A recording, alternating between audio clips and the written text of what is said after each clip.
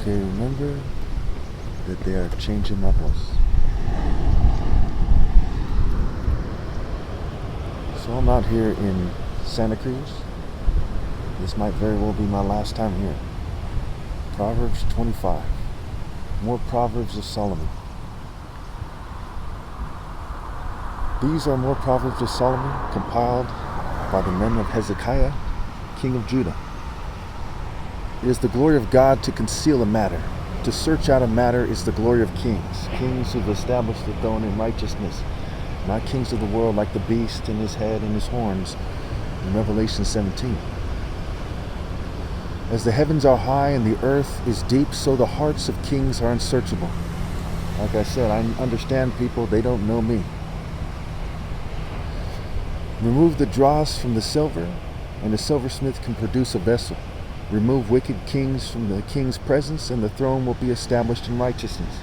People are supposed to scramble and obey God through me, to convey the righteousness of God through the king and those in submission to him. And I'm the true king. Do not exalt yourself in the king's presence, and do not claim a place among his great men. It is better for him to say to you, "Come up here," than for him to humiliate you before his nobles. So people should not be trying to put themselves above me. What you have seen with your eyes, do not bring hastily to court. What will you do in the end if your neighbor puts you to shame? If you take your neighbor to court, do not betray another's confidence. Or the one who hears it may shame you, and the charge against you will stand. Like apples of gold and settings of silver is a ruling rightly given. Like an earring of gold or an ornament of gold, of fine gold, is the rebuke of a wise judge to a listening ear. So rebuke, judgment, ruling, as opposed to Proverbs 11:22, where it says like a gold ring in a pig's snout is a beautiful woman who lacks good sense. Like a snow-cooled drink at harvest time is a trustworthy messenger to the one who sends him. He refreshes the spirit of his master. Like clouds of wind without rain is one who boasts of gifts never given. Of course, given to who, what, when, where, how, why. So those who are leading people astray, the churches, the mosques, the synagogues, other religions, other groups of people, they are unable to give their followers true transcendence, what you might call true enlightenment without the cheesy psychology stuff, the reality of it. They're not able to bring them to heaven. Through patience, a ruler can be persuaded, and a gentle tongue can break a bone. If you find honey, eat just enough. Too much of it, you will vomit.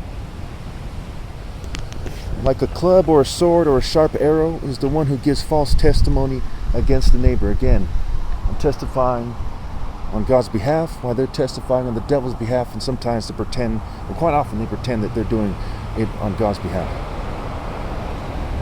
Like a broken tooth or a lame foot is reliance on the unfaithful in a time of trouble. Like one who takes away a garment on a cold day, or like vinegar poured on a wound, is the one who sings songs to a heavy heart. If your enemy is hungry, give him food to eat. If he is thirsty, give him water to drink. In doing this, you will heap burning coals on his head, and the Lord will reward you. So it's the righteousness and justice, right? The food of God, the drink of God, the water of God. And so the enemies of God are the inhabitants of the earth, their leaders, their spirits, what have you. And the earth is transforming into hell. We'll see that when I talk about Isaiah and how it says the earth will wear out like a garment. And it's talking about the planet, because the people are evil.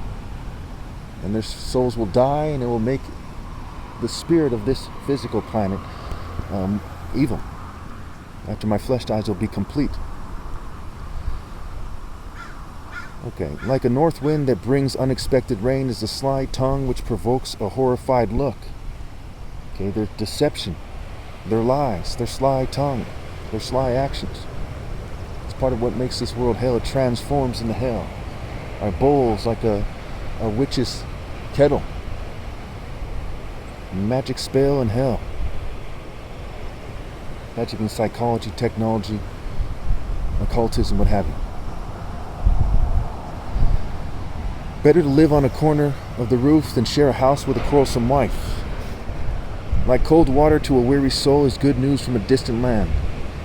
Like a muddy spring or polluted well are the righteous who give way to the wicked. Going back to the burning coals, the burning lake of fire, a polluted lake of fire. It is not good to eat too much honey. Honey's been compared to wisdom. Nor is it honorable to search out matters that are too deep. Who, what, where, when, where, how, why. Obviously, you should analyze and think critically. Like a city whose walls are broken through is a person who lacks self-control. When they don't have the self-control to obey God, and they fume and poison people and try to throw them off so they can argue that they have more self-control than the people they're sabotaging. Whoa, is it disgraceful? Proverbs 26. Like snow in summer or rain in harvest, honor is not fitting for a fool. Like a fluttering sparrow or a darting swallow, an undeserved curse does not come to rest. A whip for the horse, a bridle for the donkey, and a rod for the back of fools. Do not answer a fool according to his folly, or you yourself will be like him. Answer a fool according to his folly, or he will be wise in his own eyes. So you see how it's seemingly contradicting itself, because you have to use wisdom. You have to use sense. Why would it say, do not answer a fool according to his folly? And then the next verse says, answer a fool according to his folly, because you got to reconcile the scriptures. Sending a message by the hands of a fool is like cutting off one's feet or drinking poison. Again, the devil likes to counterfeit what God does, and quite often he takes things literally to mock God and to mock the righteous. That's part of why they're fuming and poisoning me. So they're the fools who are poisoning me, and in doing so, they're poisoning their soul. But even through poison and fumes, I'm delivering the true message of God as a man, as the Son of God. Where they're baby-lying fools that never grew up. My folly's in the heart of a child. But the rod of discipline will drive it far away, will drive him to hell. Like the useless legs of one who is lame is a proverb in the mouth of a fool. Like tying a stone in a sling is the giving of honor to a fool. Notice it's comparing these things to warrior things, right? A sling. Okay, we'll see an archer soon. So tying the stone in the sling instead of allowing it to strike its target. Like a thorn bush in a drunkard's hand is a proverb in the mouth of a fool. Like an archer who wounds at random is one who hires a fool or any passerby. So people who are foolish enough to cheat me out of my right to lead, they don't understand what they're talking about when they're reading the book of Proverbs.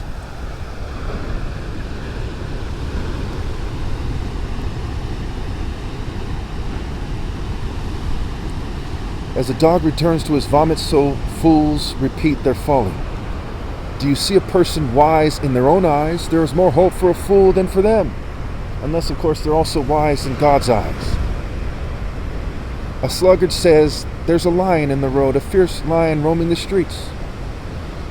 As a door turns on its hinges, so a sluggard turns on his bed. A sluggard buries his hand in the dish, he is too lazy to bring it back to his mouth. A sluggard is wiser in his own eyes than 7 people who answer discreetly. That's really answer masterfully, whether it's discreet in the sense of, subtle or not. One who grabs a stray dog by the ear is someone who rushes into a quarrel not their own. Like a maniac shooting flaming arrows of death is one who deceives a neighbor and says, I was only joking. We see a lot of that these days with the sarcasm, with people pretending that it's no big deal to, do things that are horrible, like worship the devil, listen to satanic music and try to come into the spirit, right? As they talk about rock and roll, it's the process of coming into the spirit of the devil, one of many. What have you? So is it just a joke? Is it a small matter? Are they like satanic clowns, satanic jokers, the Riddler? What have you? Without wood, a fire goes out. Without gossip, a quarrel dies down. So they're quarreling with God by cheating me out of my right to lead, and they're starting quarrels with God, thus the plagues and the punishments. If they would have rallied to me, then these things wouldn't be happening to the planet and to the people. Think about all the preventable deaths, millions of preventable deaths every year, and there's other horrible things that occur as well. As charcoal to embers and as wood to fire, so is a quarrelsome person for kindling strife. So why do they get burned with fire? Why is the lips of a scoundrel like a fire? Why is fire, right, mixed with blood hurled onto the earth in Revelation? Why does wickedness burn like a fire? Because they're quarreling with God by insisting on doing their evil and petty and selfish plan instead of following the commands and the commandments and the chain of command from God. And I'm the last vowed leader ever possible. Okay. The words of gossip are like choice morsels. They go down to the inmost parts. Like a coating of silver dross on earthenware are fervent lips with an evil heart, right? So they pay God mere lip service and their hearts are evil. So it's just a coating of silver, and silver stands for insight. Enemies disguise themselves with their lips, but in their hearts they harbor deceit. Though their speech is charming, do not believe them, for 7 abominations fills their heart. Again, 7 is also the number of purifying. So they have the anti-purify, which is the pollution, the corruption, the evil, the abuse, the abominations. Their malice may be concealed by deception, but their wickedness will be exposed in the assembly. Whoever digs a pit will fall into it. If someone rolls a stone, it will roll back on them. A lying tongue hates those it hurts, and a flattering mouth works ruin. People are supposed to tell the truth about God instead of just give some kind of simple, flattering gospel. The truth hurts. In fact, the word hurt is scrambled into the word truth. And they have the T for the feminine suffix. So again, it says that a lying tongue hates those it hurts, and a flattering mouth works ruin. And as they're contributing to the devil's ways, it hurts everybody.